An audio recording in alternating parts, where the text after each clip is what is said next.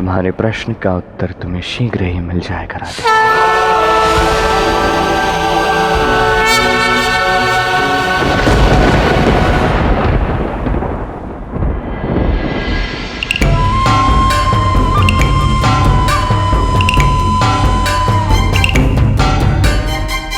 पिताश्री, ये सब क्या हो रहा है? मैं वहां युद्ध के प्रबंधों में व्यस्त हूं और आपने मुझे यहाँ तुरंत बुलाया।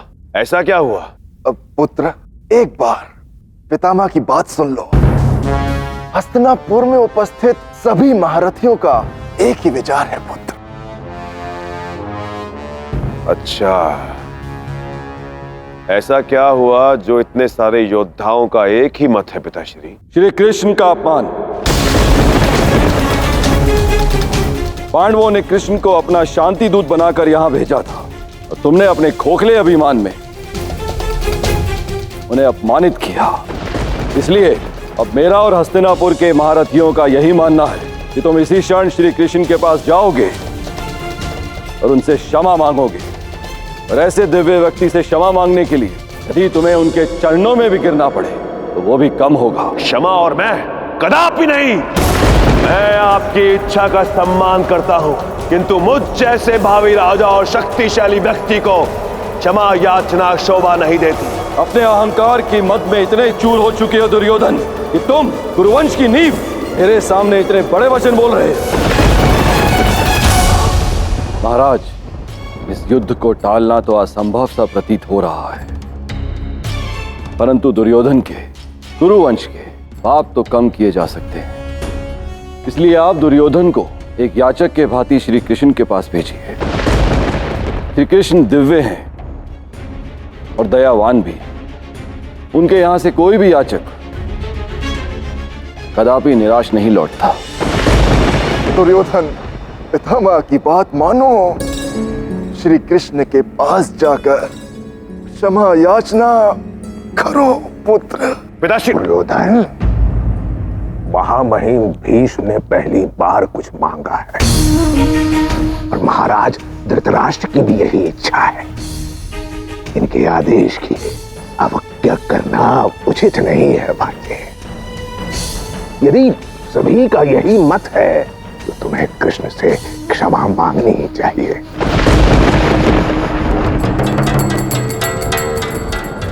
ठीक है।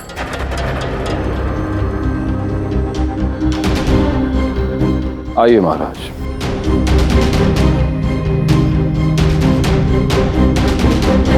मामा श्री, आप चाहते क्या हैं? कि मैं उस वासुदेव कृष्ण से जाकर क्षमा याचना करूं? 100% विनम्रता से जाओ, झुककर क्षमा मांगो कृष्ण से। किसी प्रकार कृष्ण को अपने पक्ष में करो ताकि वो बलराम भी तुमसे प्रभावित हो जाए। भांजे, संभल कर, वो ग्वाला बड़ा ही कुटिल है। यदि तुमसे ऐसा कुछ हुआ भी नहीं, कम से कम बलराम तो तुम्हारे पक्ष में रहेगा। यदि कृष्ण भविष्य में हमारे विरुद्ध युद्ध करता है तो हम उसी के दाव को उसी के विरुद्ध खड़ा करेंगे। और स्मरण रहे, बलराम जैसा वीर पुरुष इस संसार में और कोई नहीं है। विजय तो वैसे भी हमारी ही है मामा श्री।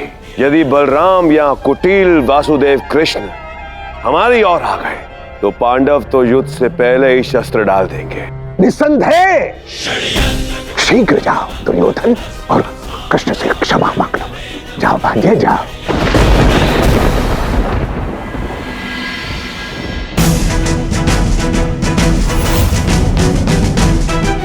हमारी ओर से केवल 3 राज्य लड़ रहे हैं और बाकी समस्त भारत दुर्योधन का साथ दे रहा है और कुछ तो किसी का पक्ष नहीं ले रहे। वो निष्पक्ष है।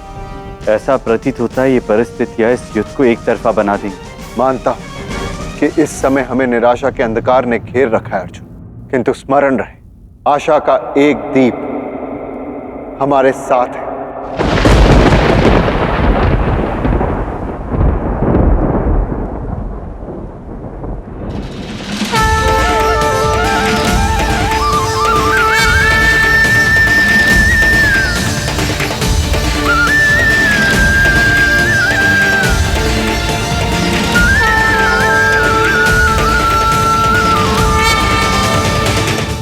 बात, प्रतीत होता है मेरे युद्ध का शंखनाद यहाँ तक सुनाई दिया।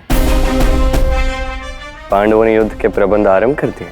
हाँ माता, सभी ने आपकी हुंकार सुन और अब समस्त भारतवर्ष दो पक्षों में बंट चुका है। तुमने तो सभी को अंकित भी कर दिया। प्रतीत होता है कौरवों का पलड़ा भारी। और ये क्या, कर्ण के राज को अंकित तो नहीं किया? क्यों? उसे क्या अंकित करना माता, सब जानते हैं कर्ण की दुर्योधन के प्रति प्रतिष्ठा। धर्म हो या अधर्म, वो सबसे परे। चाहे जो कुछ भी हो जाए, वो सदैव दुर्योधन का ही साथ देगा। और मेरा और कर्ण का द्वंद्व भी तो शेष है, जो अब जाकर पूर्ण होगा। ये युद्ध भूमि देखेगी अर्जुन और कर्ण का संग्राम। केवल भारतवर्ष ही नहीं, समय भी इस युद्ध की प्रतीक्षा कर रहा है अर्जुन।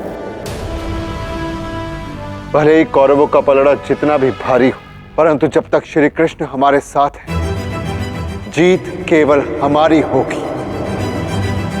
हाँ, कृष्ण हमारे साथ हैं। बलरामता हूं, अब तो बताइए, आप हमारे साथ हैं? अब जब कान्हा स्वयं यहाँ है, तो मुझे पूर्ण विश्वास है कि वो मेरे इस निर्णय को अवश्य समझेगा। और मेरा निर्णय ये है कि अभी नहीं दाव, आपका निर्णय सुनना केवल पांडवों का ही नहीं, कौरवों का भी अधिकार है। किंतु कान्हा, अब मैं सभी के एकत्रित होने की प्रतीक्षा तो नहीं करूंगा। द्वारकाधीश की जय हो। द्वारका सभा में हस्तिनापुर के युवराज दुर्योधन पधारे हैं और श्री कृष्ण से मिलने की इच्छा जता रहे हैं प्रभु। अब ये माधव से मिलना चाहता है। पहले तो उनका अपमान करता है, फिर उन्हें रौद्र करता है, और अब उन्हें मिलने आया है। सब समय का खेल है।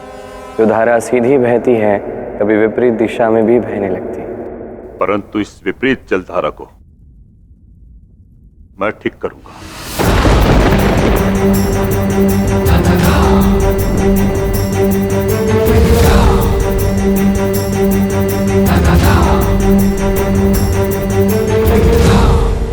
दुष्ट दुर्योधन, तेरा इतना दुस्साहस कि श्री कृष्ण का इतना भयानक अपमान करने के पश्चात तू यूं चलाया, मैं तुझे छोड़ूंगा नहीं। रुक जाओ भीम।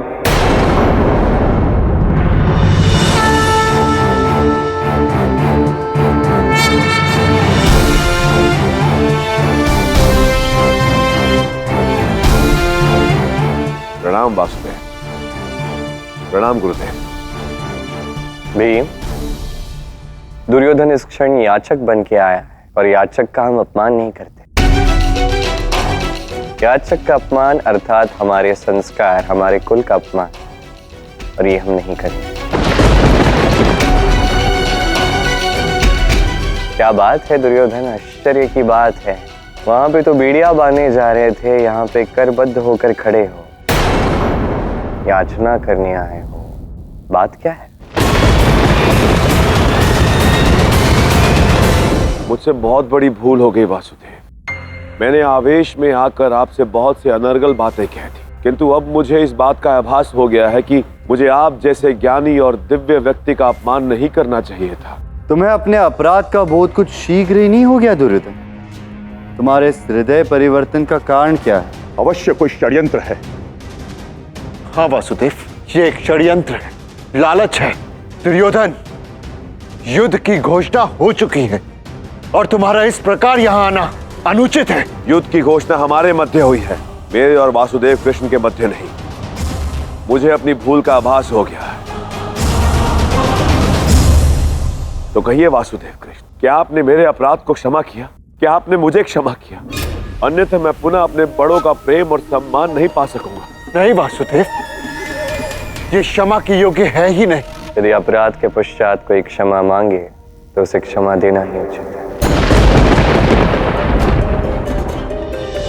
धन्यवाद वासुदेव कृष्ण। वासुदेव, मैंने सुना है कि आपके यहाँ जो भी याचक आता है वो खाली हाथ नहीं जाता। ये तो याचक की याचना पर निर्भर करता है दुर्योधन।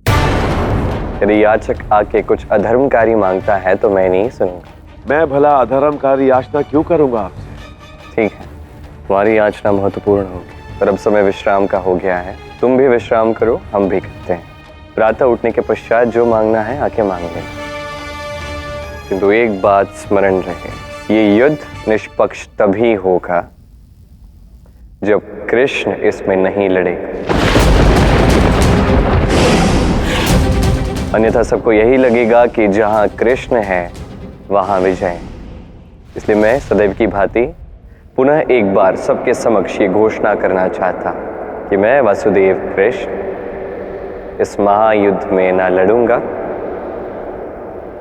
ना ही शस्त्र उठाऊं, ना ही शस्त्र उठाऊं, ना ही शस्त्र उठाऊं।